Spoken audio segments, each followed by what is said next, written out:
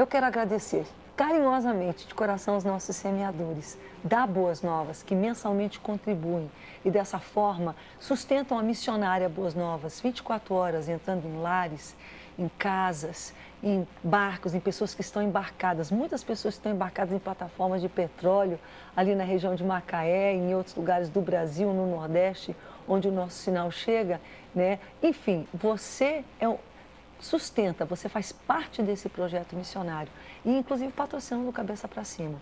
E você que é abençoado pela Boas Novas e quer participar desse exército, você é bem-vindo. O contato está na nossa tela, é o nosso call center, esse número que está aí. Pode ligar aí agora, ou por boleto bancário, débito no cartão, você mesmo fazer a transferência. Tem tantas formas hoje de fazer isso. Pode usar, inclusive, tem uns programinhas de pagamento seguro, não é verdade? Que a pessoa se cadastra, como você quiser. E pode fazer também através do nosso site. Racismo no nosso cotidiano. E um dos nossos cotidianos, a gente tem o mercado de trabalho, a gente tem a escola. Então, essa palavra é para cada um de nós. Se você se diz cristão, Deus fala através da sua palavra em Tiago, que nós não podemos tratar alguém diferente por causa da aparência dela. Mas, apesar disso tudo, onde mais a gente percebe um artigo endereçando a questão do racismo, da percepção, e ele traz depoimentos, inclusive, de vários pastores. Pastores que chegaram para pastorear uma igreja, quando chegou diante da igreja, que a igreja viu, o pastor falou: epa, você está no lugar errado, a gente não te quer aqui não. De repente não foi a igreja toda, mas uma família, uma pessoa, especificamente um dos pastores conta um testemunho que quando ele entrou na igreja, uma mulher, ele viu que tinha muita gente cara amarrada, mas de início ele não entendeu. Daí uma mulher chegou para ele e falou com todas as letras: olha, você está no lugar errado, essa igreja aqui não é o teu lugar não, nós não queremos, não sei o que o senhor está fazendo aqui, como é que o senhor ousou, e falou, porque o senhor é negro e a gente quer um pastor branco. Mas ele tinha sentido que Deus tinha trazido, ele já era o pastor, já tinha sido empossado. E ele ficou. Com alguns meses, Deus abençoou, aprovou o trabalho dele, e essa irmã voltou e pediu perdão para ele, publicamente. Falou: olha, quando o pastor chegou, eu falei isso para ele, mas eu estava errada, eu vejo que eu não... Quer dizer, Deus estava fazendo uma cura, mas alguém teve que pagar o preço. Como é que é isso? A gente usou um exemplo para ter um pouco extremo do pastor, mas a gente sabe que no dia a dia, e ainda por outro lado, eu vejo a igreja como um lugar onde se concretiza ainda mais se essa igreja tem o Espírito Santo nela, porque, desculpa que eu estou falando tanto, mas o profeta Joel falou que nos últimos dias o Espírito Santo seria derramado sobre toda a carne. Filhos, velhos, jovens, às vezes justamente os desprezados, os que menos valorizados. Ele falou: olha, esses vão sonhar, esses aqui vão profetizar, esses aqui vão fazer, até sobre os meus servos e as minhas servas. E quando a gente vê isso, a gente pensa: poxa, porque a gente se chama de servo e serva de Deus, mas não é desse servo e serva que já estava falando, não. Naquele tempo, o servo estava falando do escravo. E sabe o que era mais espantoso? E eu tenho que dizer isso porque eu sou mulher, não era só sobre os escravos, é sobre as escravas.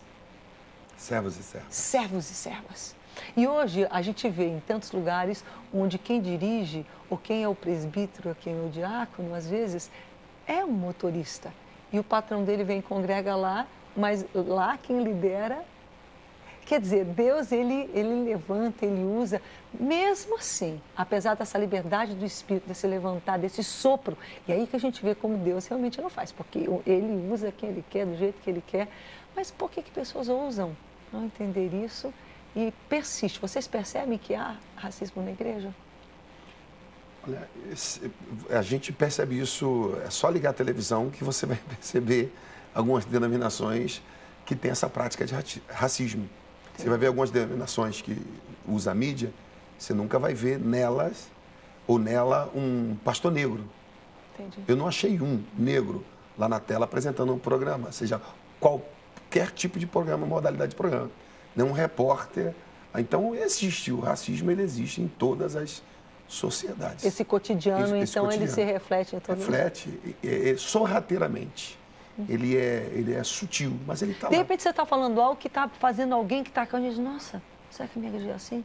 É mesmo, não tem. Quer dizer, tem gente que a ficha está caindo agora. É até automático. Às vezes o indivíduo nem quer ser racista, mas ele está tão no start automático dele, o racismo, E Deus é antirracismo. Você É vê a que Deus diz, olha, imposição o da fraco, diferença, né? diga ao fraco, eu sou forte. O exaltado Deus abate, o abatido Deus exalta. Deus pega do pobre do pó e faz sentar no meio dos príncipes. Deus é o contrário de todo esse pensamento, né? Quer viver, essas tem que mazelas morrer. humanas, Quer né? crescer, tem que diminuir. Essas coisas que vieram, eu acho que por intermédio do pecado de Adão, né? Deus é pureza, é o tio Dequeno, a justiça perfeita. Racismo é pecado? Ah, completamente. Completamente pecado. Isso não tenha dúvida nenhuma, porque o que é pecado? Pecado é errar o alvo, no que a gente diz entender. O que é o alvo de Deus quando criou o ser humano? Não foi para discriminar, não foi para dominar sobre o outro. Quando Deus trabalha Adão e diz, você vai dominar sobre as coisas, ele não falou sobre o outro. Deus nunca colocou o homem para dominar sobre o outro homem. E o princípio do racismo, ele vai atacar exatamente essa questão da dominação. Quando uma raça se sobrepõe à outra dizendo, eu sou maior, eu sou melhor. Esse foi o grande crime de Hitler e daqueles que se diziam arianos na Segunda Guerra. E deu no que deu, meu Deus. Exatamente. Então aí você vê tragédia.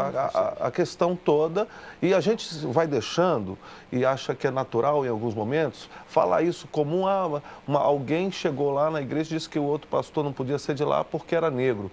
Mas isso é um pecado, mas que tem que ser de maneira muito clara e efetiva, ser colocado isso nesses nossos assuntos. Isso precisa ser discutido com mais vigor, porque, na verdade, isso é inaceitável do ponto de vista bíblico, daquilo que Deus nos fez, e a nossa humanidade deveria reagir isso com asco, de maneira tão radical, que não permitisse de maneira alguma sombra disso acontecendo. Mas é o que acontece, infelizmente. A gente percebe gente que menospreza outro por uma questão racial e até por questões não raciais, mas de comportamento, de opção. Não, eu percebo no Brasil atualmente em curso uma certa, e mais em alguns lugares do que em outros, mas, por exemplo, aqui no Rio, eu sinto preconceito de pessoas que são daqui em relação a pessoas de outras regiões do Brasil. Se sentem melhores. Vamos ser assim, claro, assim, eu sinto, por exemplo, uma barreira com o nordestino. Pô, nós somos do mesmo país, nós somos irmãos. Que história é essa? Que é isso? E até porque... Quem te pôs por superior a alguém? Quem que você está pensando que você é? Onde que você está se metendo? O que você está semeando para a sua vida? E a falta de conhecimento. Quantas cabeças extraordinárias... Eu, por exemplo, sou do Norte. Do Norte e do Nordeste saíram para o Brasil. Isso. Quantas pessoas, quantas lideranças intelectuais nós tivemos. Nós acabamos de perder Ariano Suassuna, uma pessoa extraordinária do Nordeste. Então, assim, além de tudo, é uma falta de percepção... Conhecimento do que nós somos de como intelectualidade, de conhecimento antropológico. Quem é o homem brasileiro? Então, assim, é uma verdadeira vergonha no Brasil, é uma mácula na história brasileira que precisa ser tratada. Essa questão racial, essa questão contra o negro, contra as minorias, isso precisa ser tratado de maneira muito radical. E até porque já mudou até a questão da mídia, os programas de comédia, essas brincadeiras que se fazia, hoje se faz com mais cautela, né? Do mineiro, do nordestino, usando a fala, hoje já tem-se um equilíbrio por conta dessas leis e dos grupos e ONGs e etc. que contundentemente rebate essa questão do racismo com muita superficialidade ainda, né? Então fica aí a deixa, a fala, até para a Rede Boas Novas, que é uma TV bem aberta a diversos temas, né? Para combater e trazer mais temas. Estamos aqui. A respeito dessa questão. Água mole, pedra dura, tanto bate até que Até pula. Mas é um problema sério de água. Agora, se for gastar muita água nesse problema, mas São Paulo vai acabar a água e a pedra não vai furar. Ai, Jesus amado. Mas a água do Espírito, que é o Espírito Santo, ele é representado por fontes de água viva, não é verdade? Ou o fogo, enfim, a água. E eu acho, é nesse sentido, de jeito que tem uma goteira que vai pingando ali. Verdade. E de alguma forma, ela é tão macia e ela bate numa rocha tão dura. Mas pela continuidade, pela insistência daquela gotinha que vai caindo, ela finda cavando, ela finda esculpindo, né? Mudando aquele formato. E é isso que a gente ora e deseja e trabalha aqui na Boas Novas, de vir ali, às vezes, de uma forma leve, né, com papo, mas tratando de questões muito sérias. A Bíblia fala que aquela pessoa que peca, que erra, cometeu um erro, você está olhando para o caramba, eu tenho sido racista. Meu irmão, se arrependa e deixe. Não é só se arrepender, não. Quem arrepende e deixa, alcança a misericórdia do Senhor. Mas quem encobre, quem esconde, jamais prosperará. Que 28, palavra! 13, Provérbios, forte. A gente não quer ser próspero, a gente não quer ser abençoado, eu quero. Então para de encobrir os seus erros. E isso não vale só para o racismo, vale para a infidelidade, vale para a mentira, para o orgulho, para a inveja, para tantas coisas que a gente esconde. Não, te bota aquela capa de bonzinho. Então, se tem sido uma área de dificuldade ou uma área que a gente, de repente, não encaminhou corretamente os filhos da gente, está na hora de voltar e sentar. Olha, vamos conversar de novo sobre isso? Vamos consertar, vamos redirecionar, porque é a única forma da gente prosperar. Está tudo no caderninho de Deus, igual a minha mãe dizia. A gente pensa que não? Tá lá. Salmo 139 diz que Deus tem um livro, está tudo no livro dele. A mamãe que tinha um caderninho. Mamãe, não vem com o teu caderninho, mas tá. Depois eu cresci dizendo, Jesus, graças a Deus que existe o teu caderninho. Eu tenho, só para pontuar, eu tenho um amigo que ele sofria com esse mal do racismo. Ele era muito racista. E ele foi num encontro com Deus, da visão celular, e ele ficou impactado no terceiro dia, né, da busca do Espírito Santo. Aí depois ele propôs que se levantasse uma oferta para ajudar todos aqueles colaboradores que trabalharam e tal. E o pastor, sabendo da intenção dele, foi apresentar todos aqueles que estavam trabalhando, né? Você vê como o evangelho, ele cura essa questão de racismo. O evangelho é espetacular. Aí o pastor queria apresentar a equipe que está trabalhando. Está aqui conosco, que trabalhou na cozinha, o prefeito da cidade, aquele ali é o promotor, aquele ali que trabalhou carregando os copos, os lixos aqui. Limpando o banheiro. É o deputado fulano de tal. E a pessoa e foi é assim tomando... que é mesmo, o encontro com Deus é assim. Isso aqui é o coronel tal. E começou a apresentar as pessoas que estavam lá, as autoridades, fazendo os serviços mais... Você vê o preconceito dele, ele achava que seria pessoas... humildes. E ele disse que aquilo ali foi tudo para sarar para sempre a vida dele. Então eu louvo a Deus pelo Evangelho. O Evangelho, ele é espetacular. Ele é poder ele nos faz de Deus. um. Em Cristo Jesus nós somos um só corpo, né?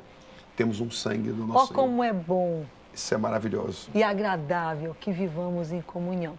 É como óleo precioso. Quando o sacerdote era ungido, que era Arão, era derramado um óleo. E aquele óleo permeava a cabeça e descia pela barba, pelas vestes dele, até a barra. Era muito óleo. E aquele óleo era sinal da bênção. E daí o próprio salmista continua dizendo, da mesma forma que lá até hoje, o Monte Hermon está lá até hoje, no Líbano, não é verdade? Lá tem mais umidade, lá tem florestas. Então de lá vinha aquela neblina que trazia o orvalho sobre os montes ali em Israel. Ele falou assim, da mesma forma, quando o meu povo é unido, da mesma forma que aquele óleo completamente envolve, da mesma forma que aquele orvalho traz a vida onde é desértico e não tem chuva, mas aquele orvalho traz vida, quando há união, eu ordeno a bênção. A gente faz tanta campanha, tanta coisa para ser abençoado, vamos começar a obedecer a palavra? Vamos nos unir, vamos respeitar, vamos entender que racismo é pecado. E crime. E crime. E a gente precisa se arrepender. Porque a gente pode até se arrepender aqui, se livra desse tribunal, mas tem esse outro tribunal aqui na Terra que está começando a funcionar, graças a Deus. A gente volta já para se despedir, claro, tem música para deixar a gente de cabeça para cima. Cabeça pra cima.